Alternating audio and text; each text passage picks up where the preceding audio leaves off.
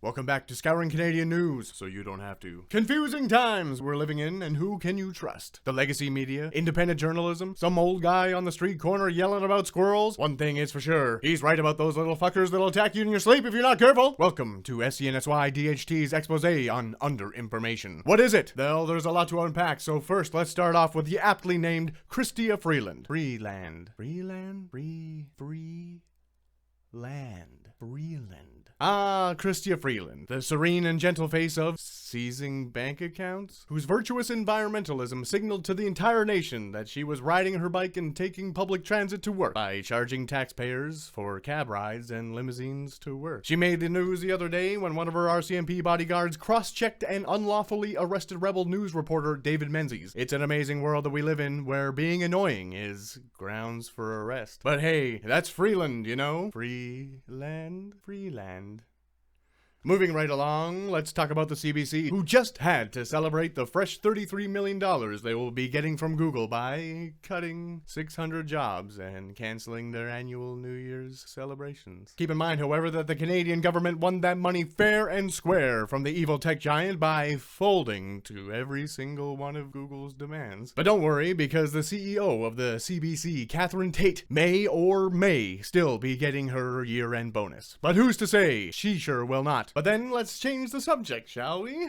To some good news out of the housing sector, where the police have been working diligently on removing tent cities from across the country. Truly, thank goodness for our housing minister and, may I add, humanitarian, Sean Fraser, who is a staunch opponent of a ceasefire between Israel and Palestine. Anyways, it's okay though, as Canada builds roughly 200,000 new homes per year, and in the past 3 months, we've received double that amount. That's right, 400,000 new immigrants. It's probably fine though, because hopefully most of them are strapping young lads, right and ready with carpentry skills and other skills, I'm sure, ready to man those new factories being built and employed by temporary foreign workers. And thank God for that, as there might not be any Canadian workers left due to skyrocketing addiction and suicide rates. In fact, it's so popular that the government has legalized and are pumping out commercials for assisted dying. But it's cool though, because it's totally inclusive, available even for those who are poor, addicted to drugs, and or mentally ill. Because everyone knows that those people are known for their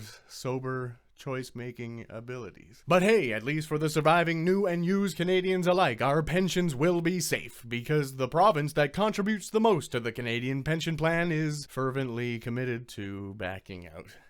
But thankfully I live there though, so it'll be nice if I could ever live long enough to see a doctor in this healthcare labor shortage. I mean, at least we can all forget about that quack alternative medicine now, because the naturopathic doctor can be fined up to $5 million a day for prescribing tea. But that's no sweat off my back. What with all these trusted sciences that we are told we were never told to follow, the hospitals are constantly full. So don't forget to bring your own lunch, because the wait times at the clinic are so long that you might as well not go. But that's just because grandma's got more important things to do, like wait in line at the bank, the food bank. But thanks to Bill C-11 and Bill C-47, not to mention Bill C-18, you can rest assured knowing that the government is trying its hardest to make all of this information very difficult to find.